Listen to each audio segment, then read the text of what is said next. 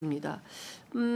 그리고 지금 저희 시간대에 동접에 가장 영향을 주고 있는 채널이 있으니 이재명 대통령의 채널입니다. 지금 대통령 국무회의 하는데 16,000명이 보고 계시고 예, 이렇게 인기가 많습니다. 예.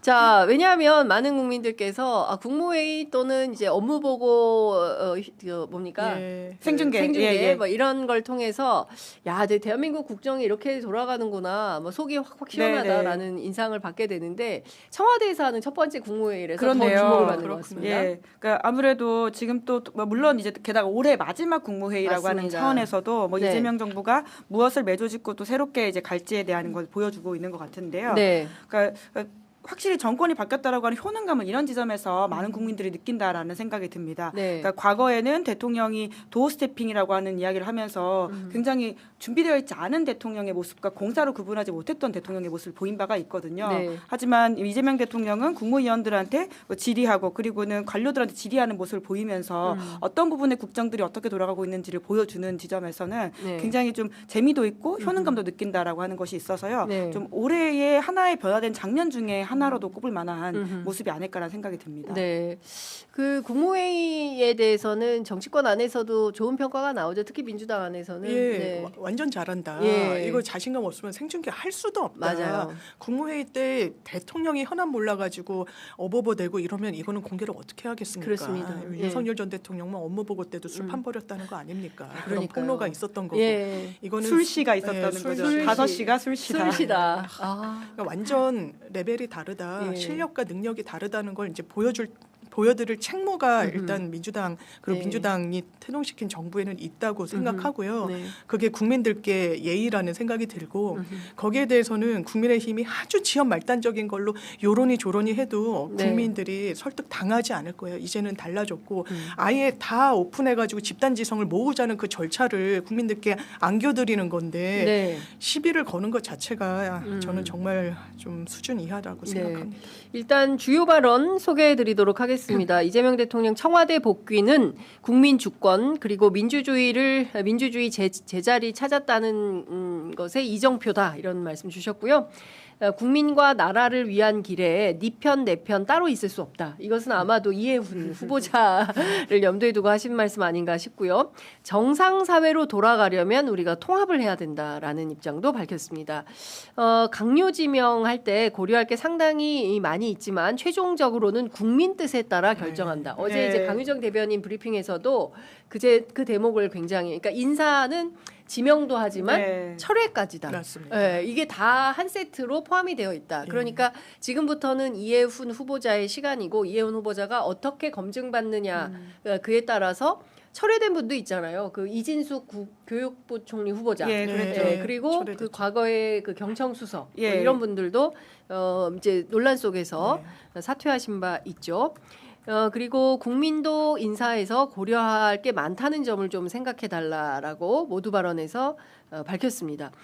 그리고 중요한 것은 오늘 내란전담 재판부법 그리고 정보통신망법 이 부분에 대해서 통과가 되는 거 심의 의결을 하게 되는 거겠죠? 네, 그렇습니다. 이 부분에 대해서 뭐 국민의힘에서는 뭐 정보통신망법 등에 대해서는 거부권 행사해야 된다라고 얘기를 했습니다만 입법자의 결단을 이 행정 권력이 거부권 행사하는 건 사실 상권 분립이 상당히 저해가 되는 거예요.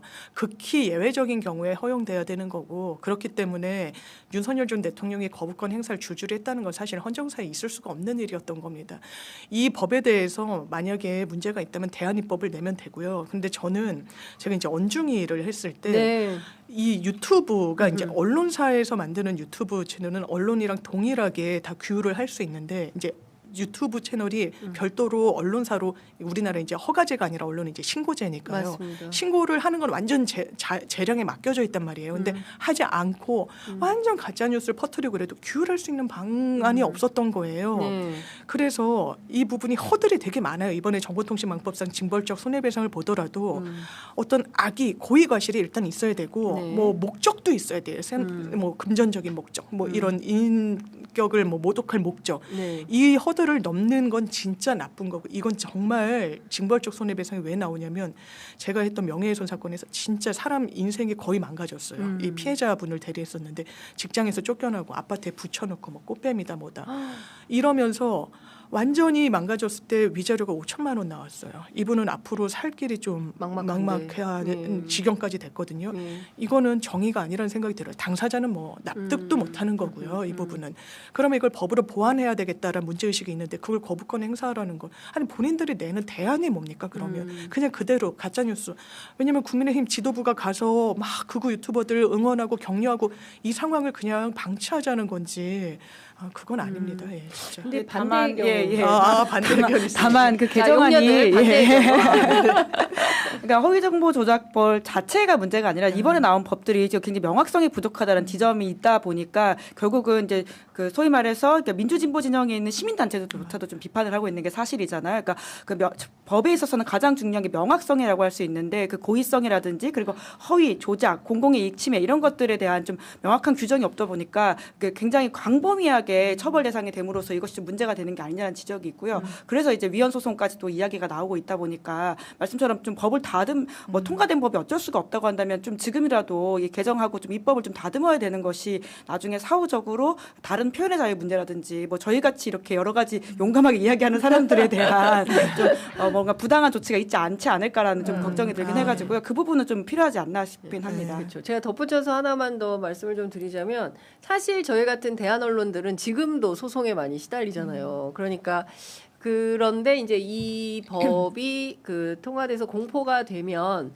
그러면 더 적극적으로 국민의힘으로부터 이제 타깃이 되는 이게 늘 상대적인 것이기 때문에 그리고 이제 중간 소송이 있어서 이걸 봉쇄할 수가 있다 뭐 이렇게 이제 얘기를 하는데 그것도 소송이거든요. 사실은 당하는 그렇죠. 입장 그렇지 않습니까? 똑같은 거죠. 똑같은 소송은 언중에 가도 그것도 소송인 거거든요. 그래서 사실은 이런 측면에서 보면 막 소송을 하다 보면 그러니까 뭐 본업을 잘 할 수 없고 그게 전략적 봉쇄 소송이라고 이야기하죠. 입을 막으려고 하는 거죠. 그러니까 그러면은 이게 자기의 역할은 못하고 이제 소송 준비하고 뭐 하느라고 패가망신한다. 근데 대통령 그 말씀하셨잖아요.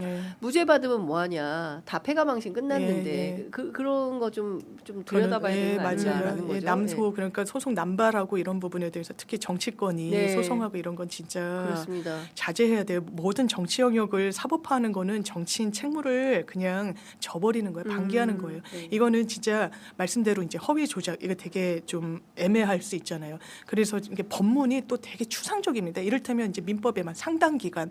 이러면 상당 기간이 며칠이야?